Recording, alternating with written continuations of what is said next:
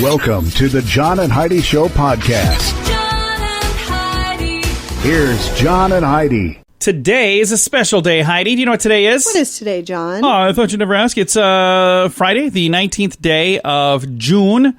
Today, National Free BSD Day, National Garfield the Cat Day. I like Garfield. I always loved Do you Garfield. like Garfield better than Odie or Odie better than Garfield? I liked them both. Is there one that you liked better? I liked Heathcliff. Well, that wasn't the question, but it's National It was on right after Garfield after Nice. school every day. National Martini Day. Heidi's already had 6 of those. Yum. Just kidding. She hasn't really. National Watch Day. Wear Blue Day. National Take Back the Lunch Break Day. National Flip Flop Day. And today is Juneteenth. A lot of things going on today. And I've got a guest joining me today that is a really interesting dude. He used to be a Grateful Dead road crew member, like a roadie for the Sure. Grateful Dead. Yeah. And then he became a fisherman who has his own TV show on the Discovery Channel. It's called All on the Line. We're going to chat with him all about it coming up in a bit.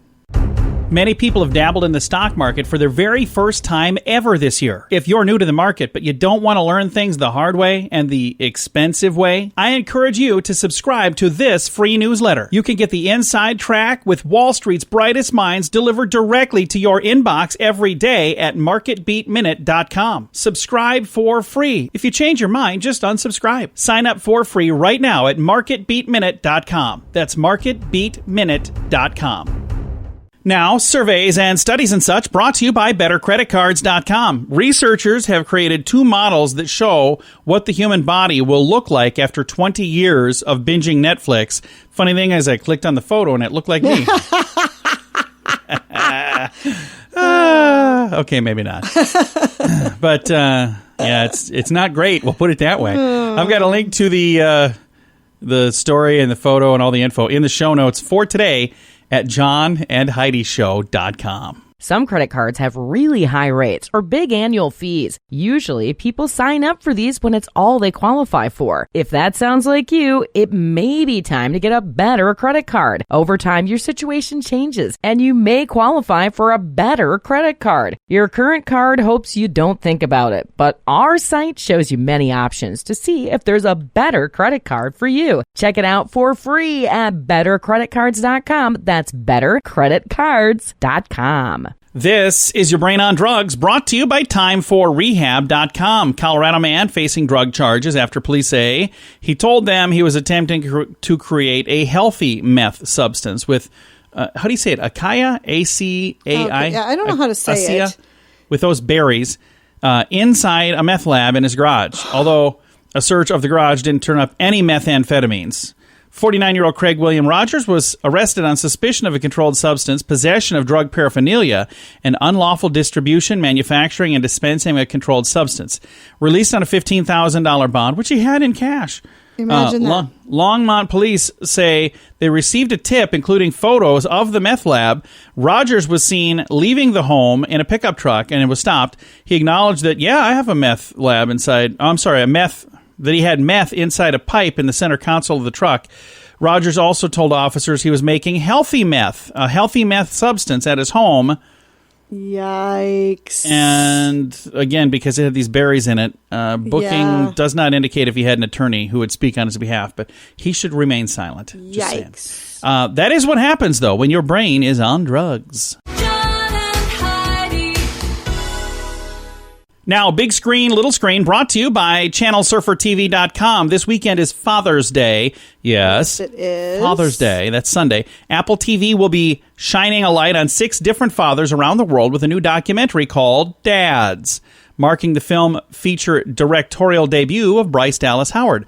The first trailer for the film has arrived. In addition to the stories of various fathers around the world, there's a collection of famous fathers like Will Smith, Judd Apatow, Jimmy Fallon, who else on here? Kenan Thompson, Neil Patrick Harris, Conan O'Brien, Patton Oswalt, and some others. There's several people. So we're going to be shining the spotlight on these dads. And I think that's kind of cool. So that is coming out on Sunday, I think. Or is it out now? I don't know. I don't have a link to that even. But it is, probably by Sunday for sure, since that is Father's Day. Spike Lee apologized for defending Woody Allen in the past. So I'm not sure who he was talking to when that happened, but it did. And then Wendy Williams' show has been renewed for a 12th season. They're going to begin shooting in the fall. So there you go. Congratulations to Wendy on that. Thanks for listening to the John and Heidi Show on a Friday. We're here to make it better. If you find that drug or alcohol problems are hitting you too close to home, you can get help. Maybe it's time for rehab. Your insurance may even cover everything. Learn more at timeforrehab.com. Get help for a drug or alcohol problem within 24 hours. We're here to make it better. Get more information at timeforrehab.com. That's timeforrehab.com. Now your scoop of the day. It comes your way, courtesy of InsuranceChicken.com. Where should we start? How about right here? Bloomberg survey predicts that 25,000 stores could close in the U.S. shopping malls this summer. That's a really sad thing to hear. Horrifying. But, think about this. We had the shutdown of, like, the whole world, and now that things are reopening, there are some people who are afraid to go inside, and all shopping malls, for the most part, are inside. So I can understand where there's going to be an issue there. Well, last time I was in a mall, all of the stores weren't even open yet. Yeah, the mall is open. Yeah. You can walk around. And then half or whatever. the stores were closed. So I think that's going to make a big difference, too. Yeah, that makes a huge difference. A newish word that is come out during the pandemic is called doom scrolling. Have you heard of this? No. It's the act of reading the seamlessly endless stream of upsetting news headlines that emerge from social media in times of distress. The word has become so popular the past couple of months that Merriam-Webster recently flagged it as one of the words that they're, quote, watching, but they've not yet said that it met criteria to be entered as a real word. Right. So it may, by the end of this year, doom scrolling might become a real word. But for right now, doom scrolling is not a word. Okay. And I'm looking at my computer. It's got a little underlined red squiggle. Sure. It's saying it's not a word. I'm going to do this. I'm going to right-click, and I'm going to add to dictionary. So there we go. Now, on my computer, Heidi, guess what? It's a word. Doom scrolling is a word. So newish also, by the way, is underlined. So it was in the same sentence. And now that one's also a word here. Hey, a bus on a long day across Germany, they had to pull over when the driver smelled smoke. Passengers quickly evacuated. Firefighters traced the problem to the luggage department under the bus. Oh. A stowaway had climbed in and apparently gotten bored and lit a tobacco pipe, so was smoking while he was getting his free ride across Germany on the bottom of this bus. Okay, well. Would have gotten away with it, too, if he hadn't lit up that pipe. Yeah, for Bad sure. idea. As the world begins to open, more and more people are getting on airplanes. The TSA would like to remind you that you can't bring these on an airplane with you. No axes, no hatchets, no bowling pins for some reason. You cannot bring a canoe or kayak paddle. No fireworks, no gasoline, no liquid bleach, no rocket launchers, no slingshots, no strike anywhere matches, no throwing stars, and no walking sticks. So there you go. Could you ever bring any of those things? The walking stick kind of surprised me. I suppose you could smack somebody with it. I suppose. But that list seems to be a very bizarre list of things that anybody didn't think they could bring on. So people have been trying to take these particular things on planes. You're telling me I can't bring bowling pins and fireworks? The bowling pin's really... The bowling pin is surprising. I suppose you could use that to hit those somebody. Things are heavy. Yeah, but it's just... What a bizarre story. But why would you travel with one? I don't know. I guess if you're going somewhere, usually the bowling alley has their own pins. Yeah, usually. And one last thing to get to. Another study has concluded that chocolate is good for your heart. So if you need me, I'll be at the vending machine. Thanks for listening to the John and Heidi Show. Do you pay too much for insurance? Have you looked around? Or are you too chicken? Don't be afraid to look around to see if you can find a better deal at InsuranceChicken.com. We make it super simple for you to see rates from several different companies, to see what they have to offer, all in one place. Peck out great insurance deals at InsuranceChicken.com. Is it time for you to cross the road? See if we can save you money each month at InsuranceChicken.com. That's InsuranceChicken.com. Thank you so much for listening to the John and Heidi Show. We've got, joining us today, Johnny Johnson. You might know him from the Discovery Channel program, All on the Line. How you doing, sir? Doing well, sir. Thanks for asking. Well, we're excited to have you on the program. Now, I'm reading in the information that you used to be a roadie with the band The Grateful Dead, and now you're a fisherman. That's a pretty cool transition there. Yeah, it is. I work back in the mid-'80s, I worked for the dad for about 6.5 years, and Jerry took us to Hawaii, and we had some time off, and I caught a 228-pound yellowfin my second day in Hawaii, and went to Alabama, where I'm from, and had a garage sale, sold everything I owned, and moved to Hawaii, and was a tuna boat captain there for 23 years. That's pretty darn cool. Yeah, man, it was a lot of fun. And then I moved up to New England, and I'm up in Gloucester, Massachusetts now, the bluefin tuna capital of the world. And I'm working with some great people and just chasing these giant beasts around. It's just my passion. And the show All on the Line, we're excited about showing the what it's like, the day in the life of a tuna boat captain, and kind of what we go through to get out there to try to catch these fish, and what it takes to be a captain on a tuna boat. Now, when you get one of these fish on the line, it is all on the line, because when you reel this thing in, it could be about a $20,000 payday, couldn't it? Well, there are fish that are worth a lot of money. Most of the fish average around $5 to $6 to $7 a pound, but that's what's so exciting. You may have a diamond on the end of your rod, and there are times when these fish do bring very big money. That is correct. And they can weigh up to about 1,000 pounds. Now, the bigger the fish, does it make the meat better, or is it not quite that way? No, not really. The largest bluefin ever caught was 1,496 pounds, and I will break that world record before it's over with. My crew and we are geared to break the world record. We fish with equipment that can handle that, and but really, a good 600 to 700 to 800 pound fish is your optimum fish. It's going to bring the most money because it's the right size. Generally, that's the peak of its fat content. So, really, the bigger the fish doesn't mean it's worth more money. Generally, a 700-pound fish is going to be about what you're looking for. Now, there are a lot of people who kind of live vicariously through you, because they would love to go do this, but they can't necessarily get out on a boat and do this. But they now can kind of peek through the lens of Discovery Channel and watch this on Tuesday nights. Are you guys pretty excited to let people see the behind the scenes, or is that kind of concerning? No, it's very exciting. We want to spread some light. We want to tell our story, because it's not about us. It's about the bluefin species and sustainability. It's about taking care of our oceans. It's about taking care of our planet. And the bluefin tuna fishermen,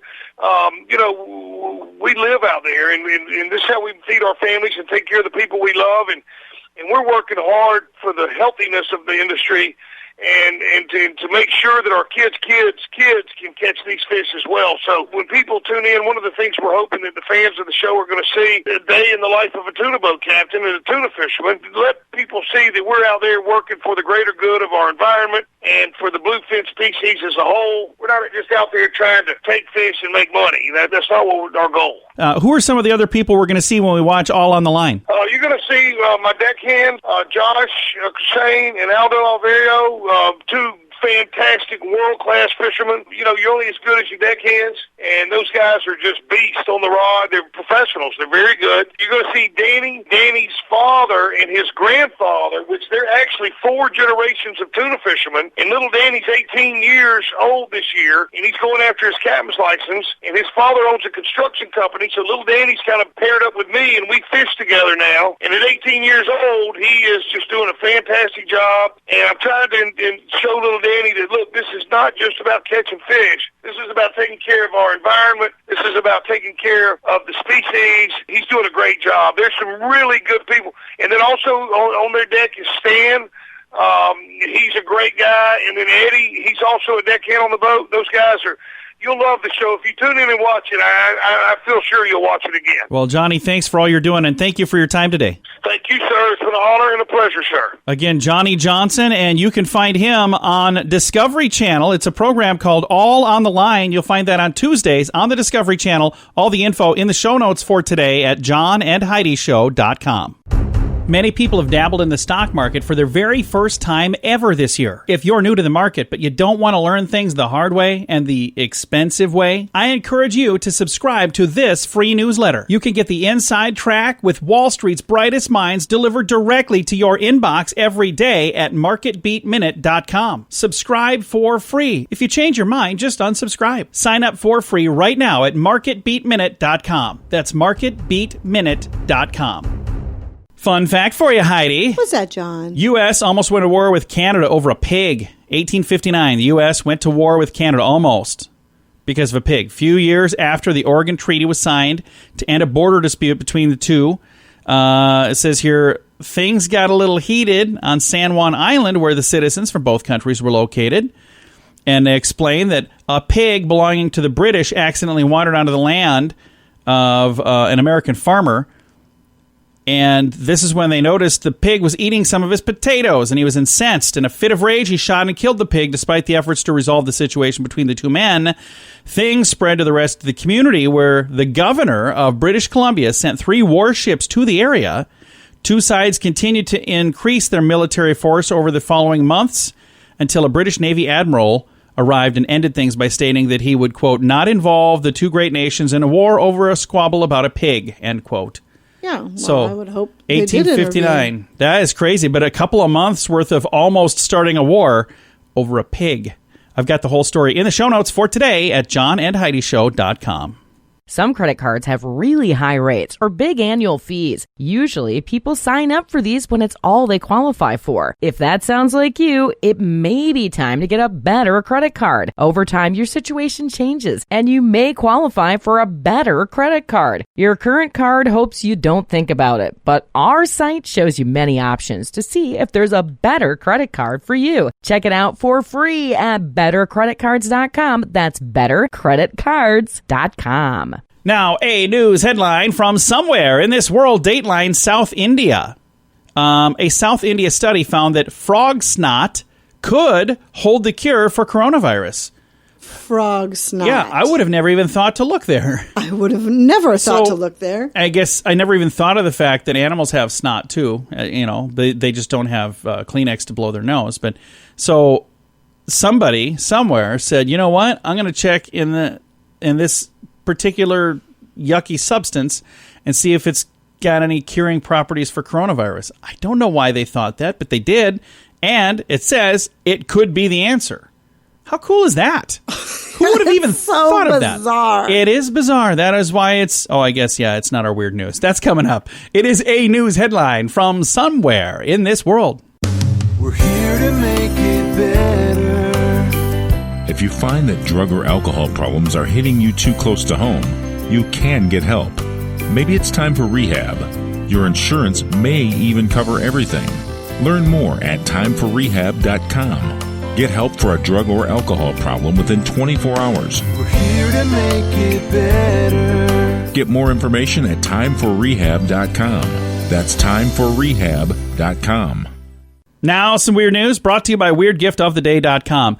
Canadian police say they're investigating an incident of a man who defecated in a toilet that was a display toilet in a business. Oh, gross. Yeah, it happened last Wednesday afternoon, 3:40 p.m. Police said they were notified by the staff at a store that an unknown man had entered the building, did this deed in a display toilet, and then took off. The suspect had not been identified at the time of the writing of this story. Gross. I don't know why you would do that, for a couple of reasons. First of all, you'd be sitting out in the store like where anybody could watch you, which would be weird on its own. Well, you think somebody would have seen him. You'd think so. Must not have been a busy store. Yeah. And then it would just be awkward all around, because I doubt they had a toilet paper display I don't next like to you that. walking in on me while I'm using the bathroom. I don't like when you do either. Oh. So there. We're married. But that's one of those things where you kind of just need to have a little alone time. But this does remind me of one of your favorite movies. There's a little boy. Retreat. Yeah, a little boy on Couples Retreat that did that twice. So hope I didn't just ruin the ending for you. It's a great movie, though. Thanks for listening to The John and Heidi Show. John and Heidi. Time now for your moment of duh, brought to you by InsuranceChicken.com. New Jersey, police department there went to Facebook to alert residents of 2 bear sightings and warned them, do not attempt snapping pictures of the grizzly bear, or more importantly, Please do not, I repeat, do not attempt to take selfies with the bear, end quote. Well, duh. The department wrote on their Facebook page, along with other safety recommendations, that black bears are generally not known to be a threat to humans, according to the National Geographic. It says they can grow to be 5 or 6 feet long, weigh anywhere between 200 and 600 pounds. That's a big difference there. The department went on to give advice, like don't feed the bears, don't approach the bears. They recommended families with homes in the area where black bears have been found in the past to rather have a bear plan that includes an escape route and planned using whistles and air horns. But they repeated, do not try to take selfies with the bear. Right. I just thought that was interesting that they had to say that because, well, you have to say that. People are stupid. Yeah, we do some dumb things. And that's why this ended up in today's Moment of Duh. Do you pay too much for insurance? Have you looked around? Or are you too chicken? Don't be afraid to look around to see if you can find a better deal at InsuranceChicken.com. We make it super simple for you to see rates from several different companies, to see what they have to offer, all in one place. Heck out great insurance deals at InsuranceChicken.com. Is it time for you to cross the road? See if we can save you money each month at InsuranceChicken.com. That's InsuranceChicken.com. Time now for Fake News or Florida. Heidi, tell me, is this a true story from the great state of Florida, or is it fake news made up to trick you and amuse me? Are you ready? Ready. All right. Interesting story. A Florida man wakes up from a 20-year coma and cannot believe anything he's told about the last 2 decades. Fake news or Florida? I'm going to say fake news. It is fake news. It was good, though. You had to think about it a while. I did have to think for a minute. I liked that one. That was standing out. I was like, I would probably be, if I, think about this. What year is it right now? 2020? So if you went into a coma, thank you, I already passed. If you went into a coma in the year 2000, think about how many changes there have been since 2000. Right. That's the year you and I got married. There have been a lot of changes in our lives, but just think about that. So I could see where you'd fall for that, even though you didn't. I didn't, but if you did at home, ladies and gentlemen, if you fell for it at home, don't feel bad. I fell for it too. Thanks for listening to Fake News or Florida on the John and Heidi Show. This portion of the John and Heidi Show is brought to you by the John and Heidi Show. That sounds kind of funny, but it's true. Go to your local radio station and ask them to start carrying the John and Heidi Show. Here's the best part. They can carry the show for free. They play a couple commercials, but it doesn't cost them anything every month. So if you know a radio station that could use a little bit of help, send them our way. Send them to johnandheidishow.com. Again, johnandheidishow.com. We would love to do a radio program in your community. Then you could listen to the podcast and listen to us on the radio. John and Heidi. We always like to wrap things up around here with good news, and I think this is good news. Comes your way courtesy of giftcardchallenge.org. And this is one of those things where I'm pretty sure I would do the same thing, and I think Heidi would do the same thing. But here's the headline. Man fights off 13-foot alligator to save his dog. Would you do that? Oh, yeah. I would do whatever I needed to do. And the sad thing is our dogs are both like on their last leg right now. And I would still. They're not going to be with us a whole lot longer, but I would too, because I wouldn't want them to. I'm not letting them go out like that. I wouldn't want their last days to be painful like that. So a brave man in Florida refused to lose his loyal companion to the jaws of a massive gator. And my dogs would do the same for me. No, they wouldn't. They wouldn't even bark. We already tried that, remember? We did the whole thing, yell from the other room, and they both just looked like, yeah, you'll be fine. So he jumped in the water and fought off a 13-foot alligator. Trent Twiddale, Twedadle, Trent Twiddale, I don't know how you say it. Anyway, he and his dog Loki were on a morning walk when the dog was attacked by an alligator. The gator emerged and grabbed this 6-year-old rescue pup and pulled him into the water. And he said, grabbed the dog's collar and tried to pull him back. I ended up in a tug-of-war match with the gator. The gator was not letting go. So I let go of the collar, and I got about knee-deep into the water and started pounding on the gator's head until he eventually let go. He got away with minor scratches. Loki had to undergo emergency surgery. They put metal plates and screws in. They were able to reconstruct his leg. Oh, my gosh. Hoping that he can regain full use of his paws after this is all said and done. But he's got some casts on his little paws right now. And he's got one of those cone things around his head. so he doesn't like chew the thing on his. So I just feel bad for him. But there's a great photo on here, and this guy is a hero. He saved a puppy dog, and I'm, you know what? I'm proud of him. I would do the same thing. And like Heidi said, she said our dogs would do that for us, but we both know, no, they wouldn't. Thanks for listening. Time to say goodbye, Heidi. Goodbye, Heidi. Goodbye, everybody. There we go. Thanks for listening to the John and Heidi Show on a Friday.